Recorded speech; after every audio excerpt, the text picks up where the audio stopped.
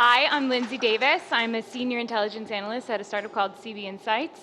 I'm joined tonight in conversation with Hicham Oudghiri, the CEO and co-founder of Enigma. Now, I wanted to get things started by talking about how you got your start with Enigma back in 2010, back when we didn't even know that fintech was a category, and now it's something that I track on a daily basis. So we're going to go down memory lane. We're going to tell a couple of jokes because the start is a lot about kind of not knowing what you're doing. So first of all, this word start is kind of different when you don't have the means to kind of sustain yourself. So you try to, you have this idea, and for us it was really kind of the advent of the financial crisis and this big kind of WTF moment on how we can't connect the dots in terms of the external data that powers how the world works. But kind of how we got our start, or how we kind of zoned in on this category as something useful was really this kind of complete, like, jaw-dropping moment that the entire banking system around us had collapsed, that the ways in which billions and trillions of dollars of economic activity had structured themselves actually had very little meaning or very little foundation.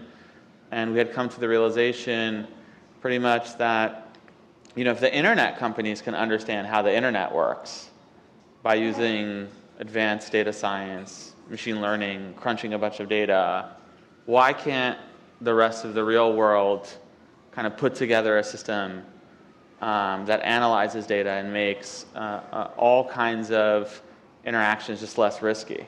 And so that was really the advent of the idea of Enigma, and just kind of going out there, grabbing all real world intelligence and merging it into one.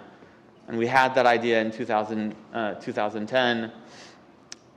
At the time, I was a banker in Africa working on basically, I call it Moneyball for sustainable energy investments, like trying to figure out at scale which manufacturers were actually green manufacturers all over Africa, which is a very weird thing to do, and I was using a lot of alternative data.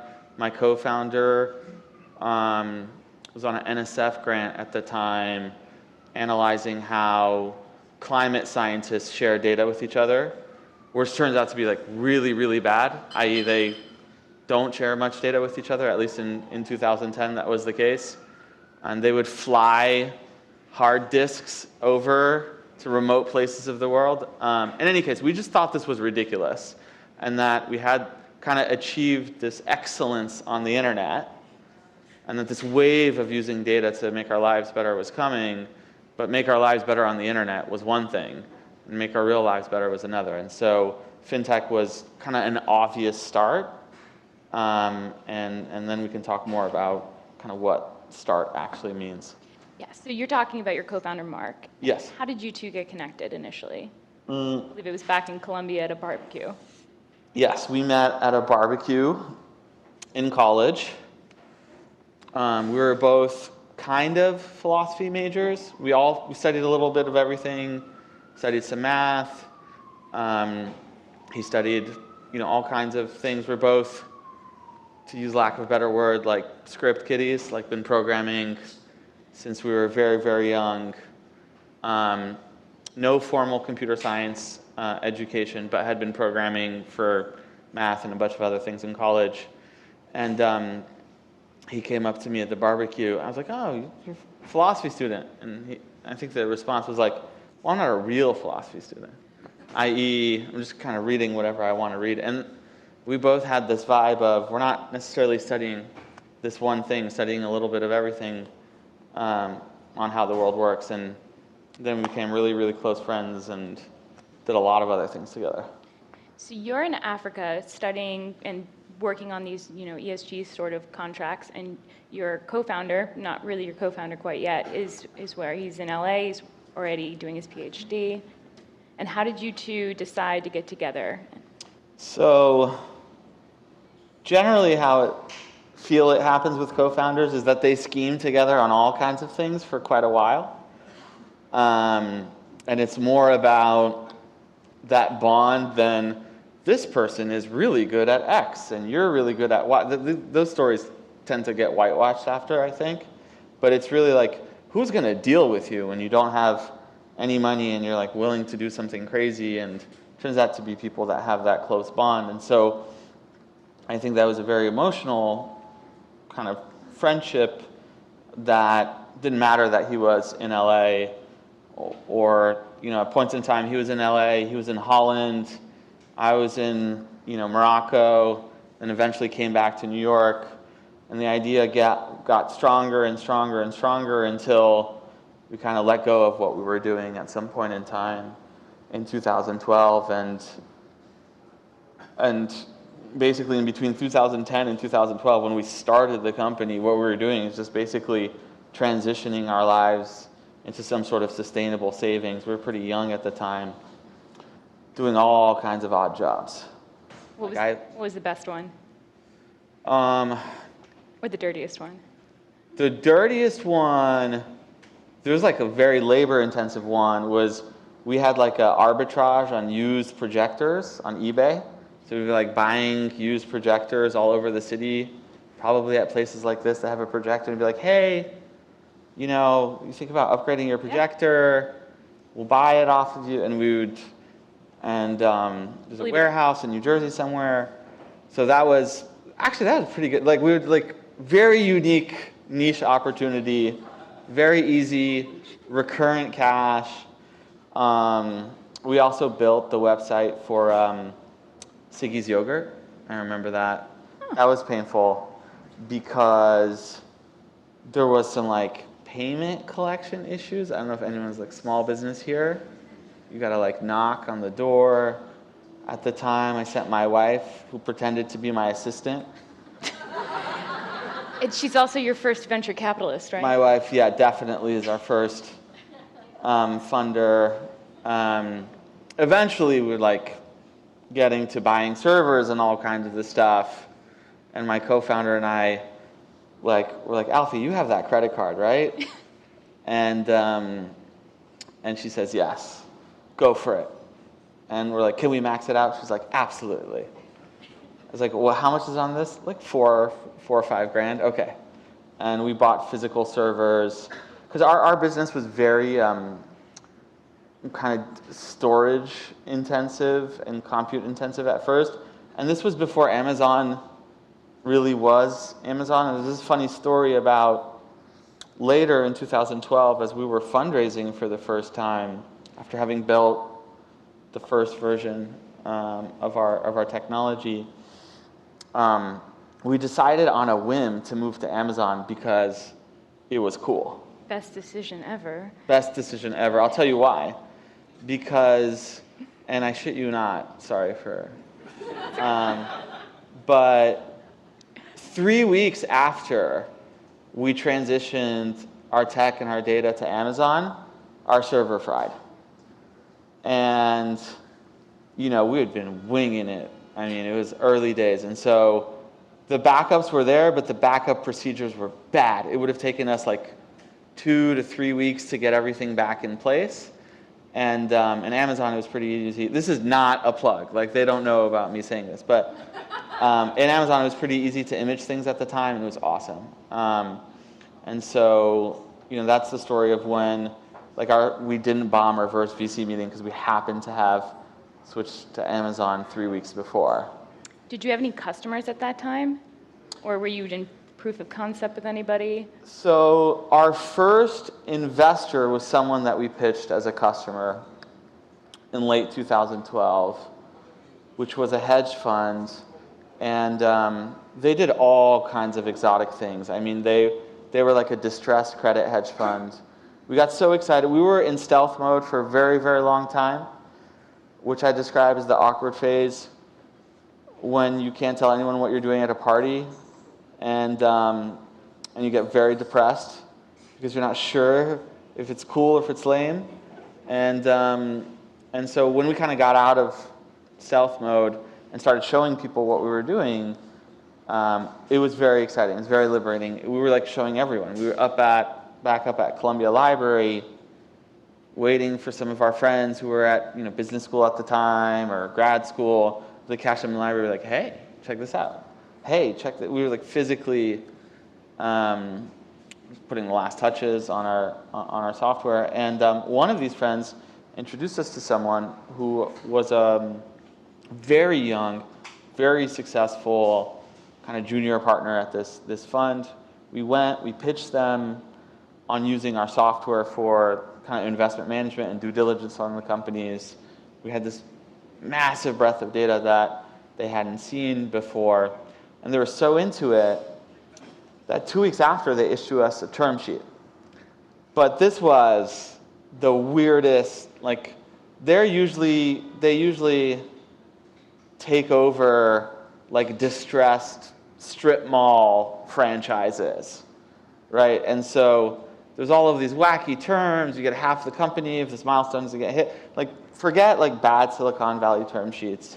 It was just folks who were not used to, and so we said no, and which was pretty hard to refuse at the time because we hadn't gotten paid in maybe 2.5 years, and we said no on the advice of a couple of good friends who were in the scene back in California, and the partners immediately became kind of our first clients and our first angel investors. And the partners themselves said, listen, this is how the fund invests.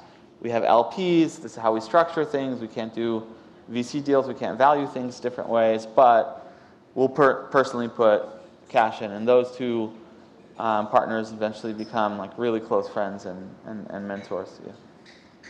Was there any point in that early, kind of, we're going to start raising funding, we're not there, this term sheet's not good for us? Did you potentially think that you were going to run out of cash? You've already maxed out your wife's credit card. Angel she is. Yeah. Angel investor, literally. Yes. And were there any kind of moments where you thought, oh, geez, we have to shut this thing down? We were always running out of cash. I mean, we ran like a very, dictatorial communist regime in between, at the time, my girlfriend and my co-founder and myself, which was whoever brought in some weird, like, family money and that's actually what kept us going at the time, was I think the commitment to sharing in that experience. And someone always had a side hustle. We were very committed to building something that would allow us to kind of come out on market with a product. Like a big hurrah of sorts even, right? Totally against any MVP mentality, which I think was the absolute wrong decision at the time. Minimum viable product. Yes. Wrong decision. We spent too long building stuff, but I think, in hindsight, the good part about it was it boosted a lot of our confidence, right? We were like first-time founders, first-time people building technology product. It was a lot of learning in the process. So that 2 years for us was like very, I would call it even like pre-starting the company. There was this like phase of booting up to it, and we were constantly running out of money. I was lucky enough to have like a support network of family and folks, and my mother-in-law never forgets that she let us live rent-free in this one sublet for 3 months. And doesn't that count? Where are my shares? There's like a lot of that. Friends and family. There's a lot of that very informal stuff. But we were worried. The point at which we were worried when we were like, is this going to work or not, was technical and product oriented. We were so disconnected from market. We had this like very grand idea, and we were so disconnected from market. And there were moments of doubt in that respect, and we would spend like days perfecting like an interface problem, like visual interface problem. And then when we started going out to market, talking to folks, getting introduced to everyone, showing, like all of that went away. We talked about this initially, but is that how you were able to prioritize, the must-haves for the product launch, like by going out and talking to customers, or was it something like internally you knew that this data needed to have, and they weren't necessarily thinking about it in the same way?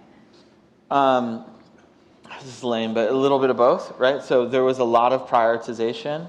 We were bringing a lot of data on the market that people hadn't seen for the first time, and the big kind of transition that we made in full circle was we started our product as like a very API-centric product, went into user interface product because people were so blown away by that demo, and offered our data to consultants and people who wanted to self-serve it for a long time. And are like now finally back, having understood the maturity of what we're building. We're a very API-driven product. The interface is there really to discover the intelligence and the signals that we deliver to folks. And so I think in some senses we weren't even mature enough as product people to understand kind of the delivery mechanism, but we always got the fundamentals right. We always knew that like these categories of data were just not being used in very mission critical workflows, and it was, let's learn about those workflows. Like, what is it in banking that's broken? What is it in pharmaceuticals or whatever? And very quickly we found out, talk to credit card companies, like, so you reject like 40% of your applicants because you just don't know who they are? Like, how is that possible? Still happening in 2019. Yes. More to come. More to come. Now Not to our clients. No. Just to... There's a lot of aspiring entrepreneurs and early stage founders in the audience. Can you talk to them about how you chose to bootstrap initially, and then when you knew that you were, actually ready to raise funding? And if there was an aha moment for you and Mark. Okay. The quest to bootstrap, or the drive to bootstrap, was more about the integrity of kind of figuring out the question that you want to ask, and we hadn't kind of been done figuring that out, and I feel like it's very unnatural to figure that out on a investor's dime, right? Like figuring out whether something works is something, but figuring out the question that you want to ask. We had a vision that was this big, and it's taken us even through the years time to refine it and get to where it is, and in some senses it's like a never-going journey. But in the beginning, we just knew that what we were bringing to market was very powerful, and we didn't know kind of how to position it or tie it together. And so bootstrapping for us was it's not that we couldn't raise the money. Like, we were very well connected. We were lucky enough to have gone to good schools. The scene wasn't what it was today in 2010. I think you were talking about this. Yeah. You were mentioning when we raised, what was it? In 2011, there was about $2.5 billion that went into fintech on an annual basis, and last quarter in Q1 2019, there was $6 billion that went into this category. $40 billion in 2018 alone. So yeah. Astronomical how much. So when you were out raising, fintech again really wasn't a thing, and now you're broader and selling to the enterprise. But there's a ton of venture capital funding out there, so it's definitely hard to read the headlines. Even just yesterday, like ESG is getting all this funding now, but it's not necessarily the truth, right? Yep. So speaking for people, how do they stay focused on building that first MVP, focusing on their objectives and getting this product to market, rather than getting distracted by, I have to go raise funding? Yeah, I think the to get the passion you need to go through all of the BS that is founding a company, and all of the ups and the downs and the ups and the downs, that passion, I think, needs to be gotten out of very, very, very deep conviction. And I think that's a hard thing to do when you have an investor clock on you. And I think the investor clock on you, you start to focus on questions that may be kind of economically and from a product perspective interesting, but it may not be kind of full expression of the problem that you want to solve in the world. And that passion continues to be kind of the reason we wake up in the morning, right? And so for us, we bootstrapped because it took us a while to understand it fully. And remember, we're two very weird philosophers who will ask talk ourselves off the ledge very, very frequently. And so when we're both in a room, it's even worse. But, it took us some time to understand that question. And kind of once we understood the power, I'll tell you what it was. There was a story that emerged about the U.S. election. And when that kind of emerged, we were like, holy moly. And the story basically goes like this, which is there's a journalist who, upcoming to the I guess Obama election, right? Okay. There's a journalist who basically took all of the federal aviation licenses, so who owns which planes, and cross-referenced that with Republican donor records. Like, are there any Republican donors that own planes and the companies that they're associated with? Kind of merge those two data sets together. And then merge that data set with flight traffic data, and was noticing that a lot of planes, for the first time ever, never flown like north of Chicago, were landing in Wasilla, Alaska, and broke that Sarah Palin was going to be the vice president. And that blew our minds. That was like, wow, there is just this trove of interconnectedness in between things hidden in plain sight. And, it was the moment at which we had this kind of, not this gimmick, but like we're like, people are doing this with data in the real world, in a way, like connecting data in the real world. And that story, right around when that broke was when we, I don't know when that broke or when we actually got that story. It was like told very late after to us.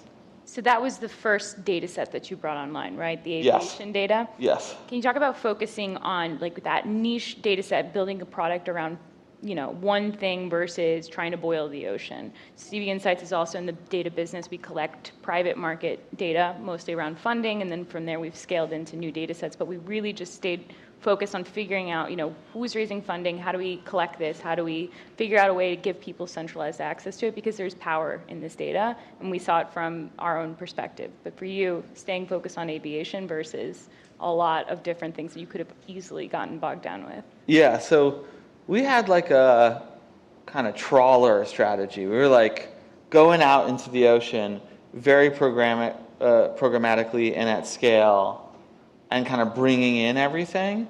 And in our data products today, like most of the raw data serves as an ingredient, and we pick from here and there the things that matter to us. And it turns out, in the aviation data, like what we use today in a lot of the products is just another confirmation of a corporate address and its parent hierarchy structures and people associated with it. So we don't actually offer products to aviation. But the idea is there is crumbs of things that you can use to build the confidence of who's this company or who's this person or how these people are connected to each other. And so our strategy has been to be as kind of wide as possible from our supply, but then refine it. A lot of people say data is like oil. You go, you dig, you strike it. I've come to believe that metaphor is kind of weak because, you find oil, it's done, right? For us, it's more like pharmaceutical industry where you get all of this kind of commodity active ingredient, and the real value is the data science and trying to understand, how to kind of find signal or model it into some sort of question that you want to ask of the world, some formula. The data in and of itself is commodity and hard to wrangle together, but not hard to find. And so that's where our breadth versus depth question lies. We like to gather as much as possible and refine it. I'm going to take some of the questions from Slido, but one that kind of jumped out at me was from Marco Polo. So thank you for this.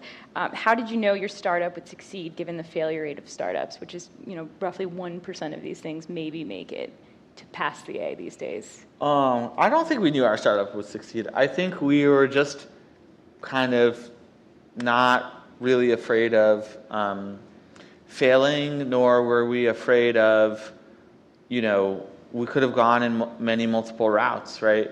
It could have become like a nice little lifestyle subscription business to certain kind of data sets, or like we didn't need the kind of success that we've seen today, and it's even hard for us to speak in those terms because we think in many ways we're at the very early part of our journey. And so I think if you keep that mindset that you don't want to envision the end stage during the present, because it's never going to turn out to be that way. If you really live it in the moment, then the failure is just another step to whatever your next thing is, right? And failure is important. We celebrate failure all the time at my company. I mean, we have tons of business ideas from data, and we're running almost like mini companies to create product lines, and some of them, boop, get whacked in the head, and some of them succeed.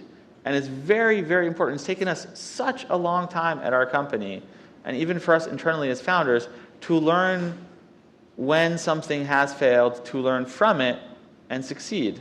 And in fact, we only began to do this well at my company when this came from the people who built the product idea in the first place. So it's very hard to do this even from a top-down way. It's been much healthier to have the whole team be self-critical. And I think kind of carrying that honesty and that mantra of failure is okay. I know it's a little cliche, but even in our case, it took us years to get to a place where we're kind of practicing that. At the beginning, we were just not scared and things were kind of working. It was just you two figuring Yes. it out. Yes. Can you talk about some of the things that you tried and you experimented that ended up scaling, that you found actually this is a direction that we should take the company? I think there was this period of time in the company when we started scaling and selling a lot. I'm going to give you almost like an anti-example, but I'll give you another one to start. But we started scaling and selling some of the tooling and the infrastructure that we use to make data product, and we were selling it to banks, hedge funds, a bunch of folks, and our data products, although they weren't scaling as fast, we believed in them a lot more. We made the hard decision to kind of shut down the infrastructure businesses, which were a side hobby. But from a revenue perspective, we're like, whoa, this is very interesting. And it was funding a lot of things for us. And it's only until we kind of did that we saw the data side of our business and the intelligence side of our business, which has always been kind of numero uno, scale even faster. Yeah. So that was an interesting moment for us where it's like, even when you see something scale, if you really, really believe in what you're doing and you have the product research and you see pockets of scale in other ways in terms of kind of inefficiencies in market and what clients don't have, you've got to make those decisions. And so that was, I think, probably my favorite story about seeing things scale out. What experiment did you fail at that you think maybe in 2019 might be something that you guys would look to bring back? And do you ever revisit failures outside of just lessons learned? Like, we try to look at our product and say, like, what verticals did we try? Were we too early to? This banking as a service thing was something that I had tried to bring in, and nobody was excited about it. Now BaaS is literally on every earnings call. Yeah. So something like that. This one is about a data source. So we've always been fascinated by structuring online data and tying it back to real world data. And we've tried multiple times. I mean, myself, our principal data scientist who's been around since 4 people. Like, this was the kind of white whale for a while, a crawl of the internet, like our own crawl of the internet to extract specific information. More recently, we've been working with some companies who do this kind of single-handedly to extract some data. But we're always curious about the things that we could structure from web pages, like folks' phone number, or can you tell if a business is sketchy based on the kind of website that they have. Like, humans can do this. We all do this, right? You're like, there's no way I'm going to go sign up for that class at that, this is a very intuitive thing. And so we've always, like, is there a correlation to like fraud or probability of default and so that, I think, in 2019 or 2020, it's a little busy right now. Don't hold you to it. Okay, don't hold me to it.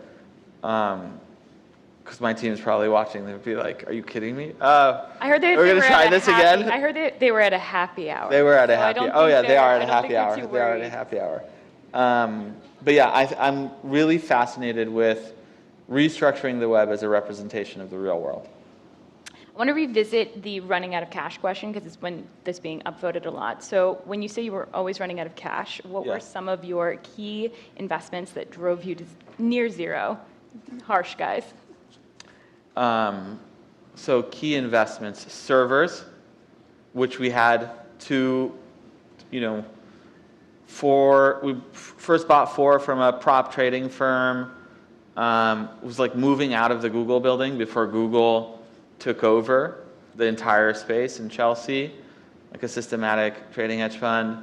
And then 2 new servers, like infrastructure. Our heavy investments were mostly infrastructure and then, salary. But the servers, they're very important. Like we couldn't do what we did without actual servers at the time, and there's no Amazon. Not to seem too much of a shill here, but it really made a difference for us. And I do think that our business, the biggest problem in our business was getting the infrastructure we needed to like download, merge, and store all of this data. So yeah, those were the critical investments.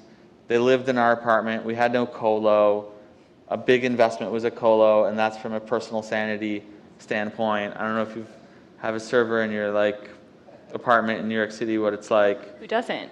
If you have kids, there's a book, Mommy, Why Is There a Server in the House, published by Microsoft back in the 90s. It's actually pretty good. Yeah. You're being serious? Yeah, I'm very serious. Yeah. Oh, I've got to read this. Yeah, Mommy, Why Is There a Server in the House? Yeah. It's fantastic.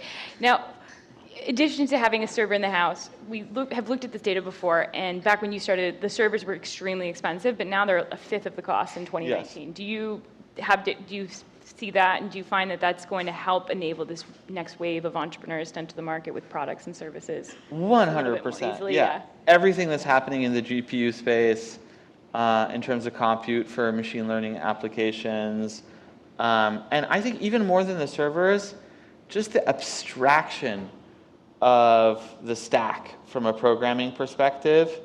I have a buddy that runs a company called Clay.Run, which is an awesome kind of serverless low-code environment.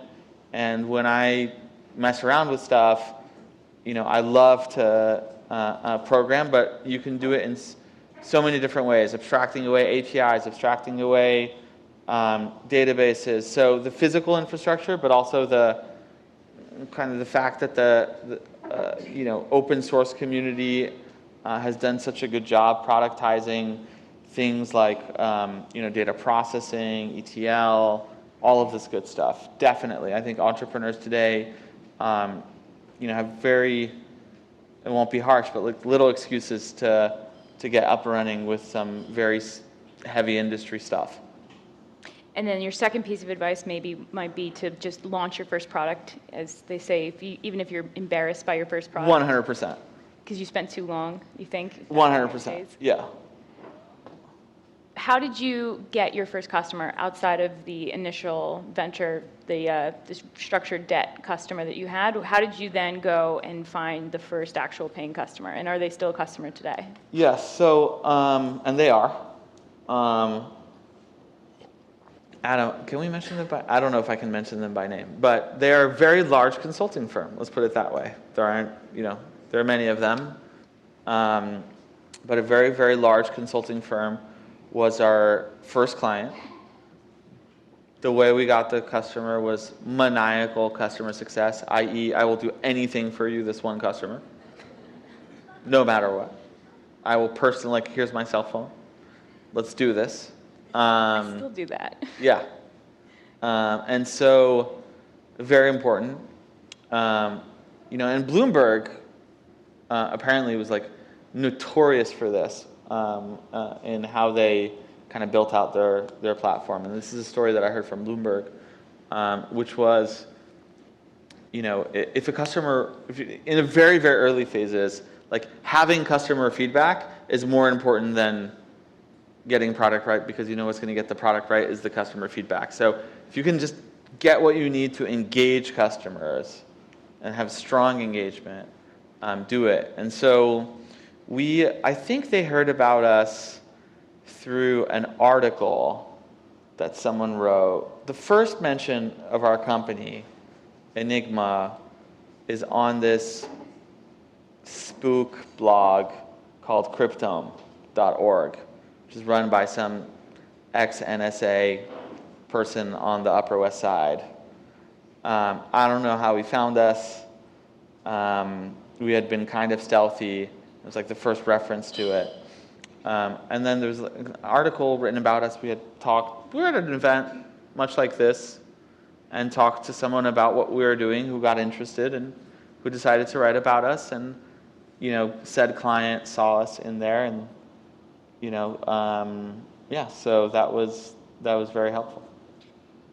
Would that be one of the things that kept you guys motivated, like seeing your name or seeing your company out in the wild? Like, what are some things that kept you motivated, especially in those early days, and maybe when you were running out of money and when you didn't think you were going to make it? Some of the highs and the lows. I think what keeps us motivated the most, it's all good when customers use product, when you see your name in the paper, it's all nice. But I think the thing that keeps us motivated the most at our company, that I'm super humble and grateful for, is the kind of stuff that we can learn about the world, right? Like, we have access to just a massive trove of data, and we're learning interesting stuff constantly. Like, we're working on very early prototype for like a vertical in the agricultural space, where we learned all about how farming is distributed in America. There are 2 million farmers. There are no big farming companies. Actually, the people who farm themselves kind of own their businesses. And we learned kind of where the farm retail stores are and what the average revenue is for selling all kinds of equipment. And this is the kind of stuff that we nerd out on all the time. And I think our biggest motivation has been just curiosity of how things work. How have you been able to scale that as your company has grown, and how do you keep that true to your culture, that mission alignment? Like, we are excited, we're always going to be curious. We screen for it. It is a big, big proponent of the interview process. We give people a lot of autonomy. The teams are really teams of teams, so to speak. We like to give folks a lot of autonomy in kind of how they build product and their engagement with customers, even to sometimes too much so from a process perspective. We love to build stuff in the field and understand what our customers are doing, prototype, remove, that sort of stuff. And so you really need very curious people to do that. And the people who do best at our company are people who are just kind of not afraid to try things out. I'm proud to say that's like a good swath of folks, those who've come and those who've stayed and those who've gone on to other things, really all had that quality of kind of continuous learning, and we like to run stuff that way. Yeah. Can you talk about some of the other financial realities outside of being scarce on funding, maybe maxing out your credit card, some things that maybe we don't logically think about? In early days? In the early days, yeah. In the early days with the Amazon bill.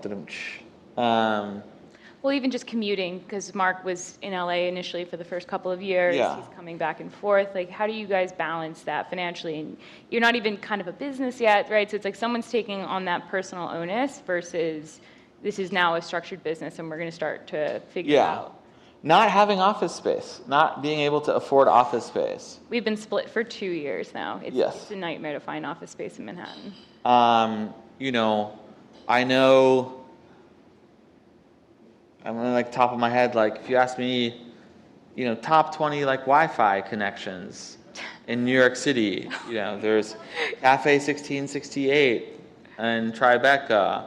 Every gray dog in Manhattan, if you buy a coffee, they'll give you their Wi-Fi. Exactly. The New York Public Science Library, the branch on 34th and Madison, has like Aeron chairs, right? So that was a luxury.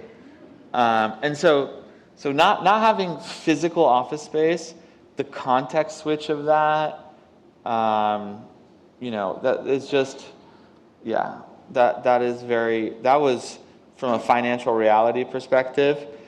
Like the first time we got a little 180 square foot thing where before WeWork even existed, some bootleg WeWork in the West Village, we're like, whoa, we've arrived. There's someone at the door. I can like register someone. My mom came. I remember that was a big moment. To this day, my co-founder and I still say that the first $1 million we raised was more of a shock than the like 140 that we've raised after. Are you talking about the initial friends and family slash there was round? there was like a seed round with some friends, family office money, Strangers. flight institutionals. Yes, exactly. That was still like, from a delta, pretty big. For entrepreneurs and early stage founders in the room, when they're thinking about maybe going off on their own, do you recommend maybe having kind of like an emergency fund? Like when should they start to think about putting their own cash aside? Like, I want to do this idea, I can't shake it from my mind. I wake up every day obsessed with it. When's the time? And maybe there is no time, right? Maybe it's just you get up and you go. Actually, can I go back to the other question for a second? Because this is like a hotly debated topic right now. But I actually defaulted on my student debt. No. To cash flow to like keep cash flow on the company. Now, it was all paid back in full. It was quite hard to find because they start selling it to everyone and so on and so forth.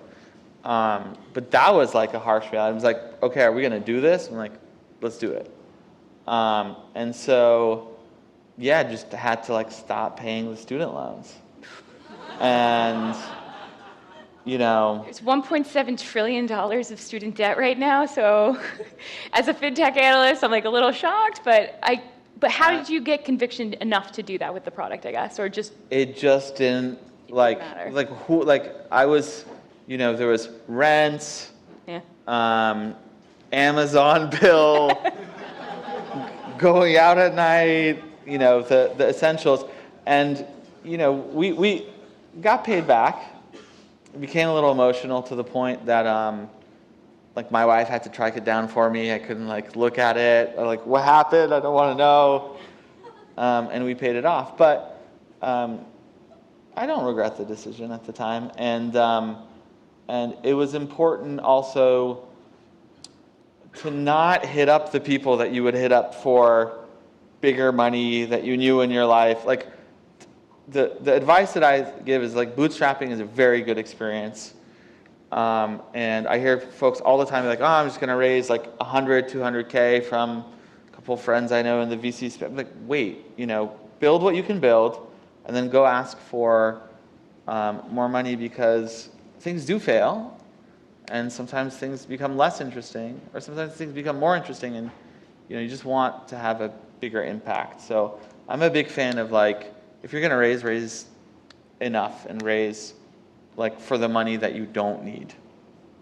Do you believe in this new mantra that I've been hearing that you should always be raising funding or you should always be thinking about the next round, or is that, just total hogwash? If That's you don't some need West Coast Yeah. stuff that I'm very worried about. I think you should not always be raising. I think you should be raising, definitely ahead of when you need it, and definitely on the back of like milestones and clarity into the next steps. May not have to be crystal clear clarity, but I think fundamentally, good companies are not like just fundraising engines. They need to like have problems, solve problems, figure out what the next layer of scale is, get to a certain revenue. It's going to be a whole different company afterwards. So fundraising can often trick you into thinking that you've like done the thing that you're supposed to do. In fact, like the fundraising is very much so a theoretical value. I mean, they give people a $6 million valuation on a PowerPoint in New York City, right? So, no offense to any VCs in the room, and thank you for all that you've done to us, but in a good way. No, I'm serious. But I think the fundraise not when you need it, ahead of time, but not as a primary activity in any shape, way, or form. When you have product roadmap and you're building things and you're growing the team, hire for the roles and talent that you need, and then the funding will be subsequent to that. Too much funding, and you can't say lean as a company. Yeah. And the startup, half of its success is due to the fact that we are more nimble than the incumbents that are like not seeing these problems, and that we can slip through, and all of these good things. Back in the early days, when you defaulted on your debt, one of the questions that was asked, and I think about a lot, is how did you mentally stay in the right headspace? And didn't even mean to plug headspace, but meditation has become one of the things. Like, is there something that you personally believe that every founder or early stage entrepreneur should be thinking about, whether that's their mental health or physical health, or something to keep them on target? I think everyone's going to do it differently. But whatever it is, it's, be a little disciplined about that, and don't be in denial to yourself about that, right? So for me, it was, I had an amazing support network in my, in my family, who I would talk to, an amazing support network for a couple close friends who, I stayed in touch with and kind of showed the vulnerability of not knowing, where I was or what I was doing, and they were just very, very encouraging. And stay close to the positive people in your life, because it's a lot of negativity. I got a little depressed, and I got a cat, and that was awesome. And it was just sit next to me all the time. Whatever it is, that thing that makes you a little happy because you're at home alone and trying to figure it out. Just kind of indulge yourself a little. It's a hard experience. Don't be too hard on yourself, I think, is the main thing that I would leave folks with. One of the questions that was also asked was, how did you guys get to a point of steady cash flows to pay salaries? And was there any element where you kind of ran out of cash and were considering bridge rounds or debt financing or equity to pay salary? So we're very conservative when it comes to cash at Enigma. We kind of like run like a dual operating model almost. It's like, here's the bad scenario operating model from an expense perspective. Here's where we think our sales targets are going to be. And we try to run the company dynamically on a monthly, quarterly basis on the worst case scenario operating model. I think, not to sound weird, but like the experience of the financial crisis and seeing most of our friends lose their jobs, and this market that keeps going up and up, like we have almost external anxiety, not even just about our own business, but external anxiety. I don't see people have that this much these days, but we think it's like the easiest way to do things is run your company as if things are not going to go well, and be very dynamic about allocating investment from a spending perspective. Don't be cheap. Like, we don't underpay. We don't want to not hire that very, very important hire, but you want to be as frugal as possible so that when the opportunity comes to, you do those things. And there are lots of different stories we could tell you about, like that kind of frugality, right? Those lessons are often learned the hard way. Yes. So can you tell us one of those stories that you maybe didn't acquire the right talent because of price, or there was an instance in which you guys realized that we need to be a little bit more aggressive here? Well, it's I think the constant one for us is like growth and in revenue and client, and then we're like, okay, well there's some like support team building that we haven't done yet, and we could have built the support team in advance, but we decided to be frugal from a cash perspective. So we feel it in just being a little overburdened from a work perspective, and that's the trade-off, right? You can have everything planned well in advance, the teams can be there so that no one's stressing out a little bit, or you can decide to be more frugal from an operating model perspective, and make sure that you're running things a little bit more dynamically, but it just means from a time perspective, you have to learn how to catch up fast. Now, the more and more capital you raise, the less and less this is a problem. But it still becomes a problem on its own scale.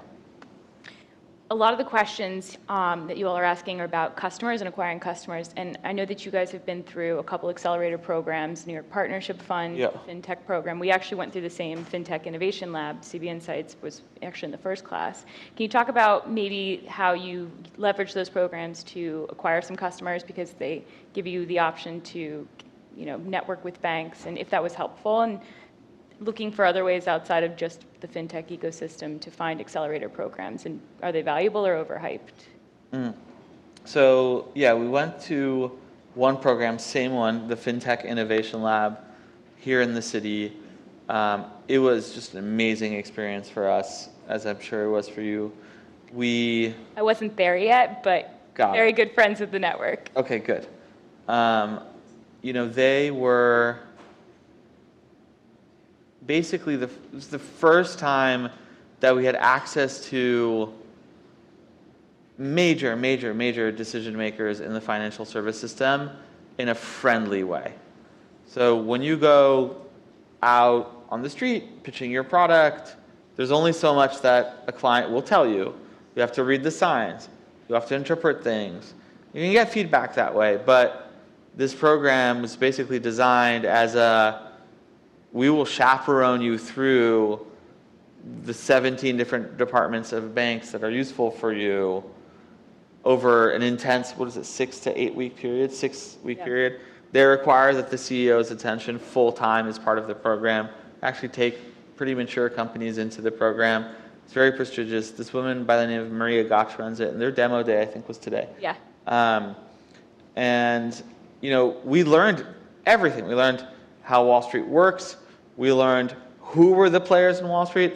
By the way, they all move around at different banks. It almost doesn't matter, like if you convert a client, as long as you convert like product knowledge and a network, because that network roams around all over Wall Street. And so that was very, very important experience for us from a learning how data is put to work in Fortune 500 perspective. And also really simple stuff, like how do you go through procurement at a bank, right? You're a small company and they're like, the ream of paper could like fall on the floor of all of the security, kind of audit questions that they're going to pose to you. Just getting ready for all of that, I think, was very important for us in a maturity step in the company.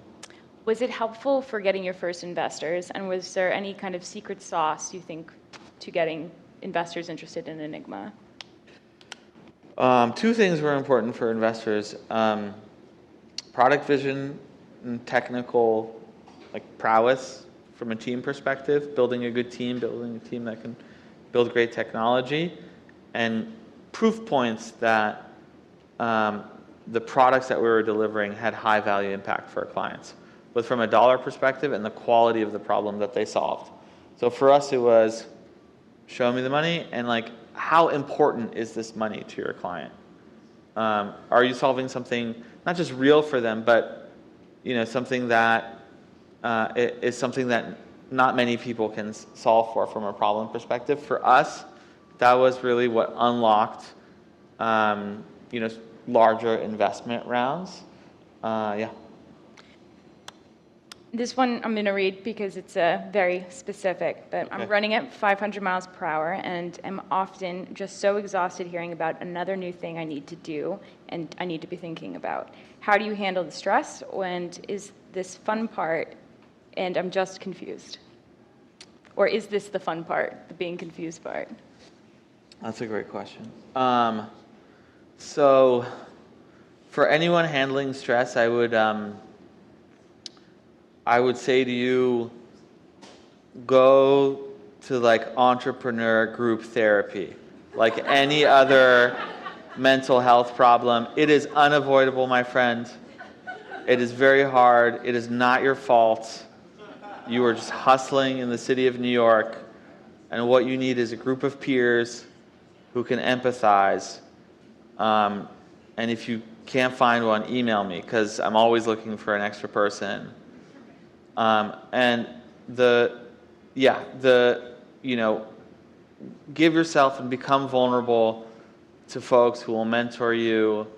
There are many that have gone through. People will take you out to lunch. People have been there before, and who won't tell you that you're doing anything wrong, but like feel what you're feeling, and then suddenly the stress starts to go away, and you start to prioritize the things that you need to do, and you focus on the things that matter the most. It's always about focusing on the things that matter the most. But without this kind of group therapy network, as I like to call it, it's a little harder to give yourself that reality check. And so we're only human, and we've all been there. Likewise, do you find that venture capitalists in your cap table have been helpful in these, entrepreneurial deep dives, helping you figure out some of the stress?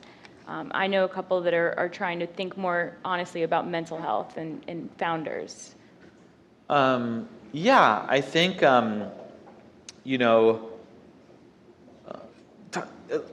even to the practical stuff, like one of my board members are like, here's the priority of things. It's very logical, Hicham. Your mental health, your like family's health, the company's health. Because if either collapse, the whole chain starts falling down, right? And so it's like, okay, clear as day. And then other rules, like every quarter take a week off, every, month take a day off. There's like some time off rules that I've started to abide by. But yeah, I think they're becoming more conscious. They know the pressure they're driving on us, the growth, doubling year over year, that sort of stuff. It's really hard. I know we're coming up on time, so in the last 2 minutes, what are some of the key lessons that you would give to this group? And if you could do anything differently, would you go back to 2010? Yeah. I think the main learning from the early days, the biggest mistake, though it's hard to trade anything for what it was, because it was so much fun in the end, was don't be internal. Do not focus inward, even if you're alone, and even it's very hard for folks to understand your idea. And like, there's a natural tendency to kind of stay in your head. I think it's a fear to be gregarious about it or be external and go meet people. I think being external from a product and a commercialization perspective, I think it's the most important thing that you can do in the earliest stage, and definitely the thing that I think I would do differently. And with that, we're up on time, but these questions are fantastic. So please, I encourage you guys to come up to us at the networking session. Thank you again. It's been such a pleasure.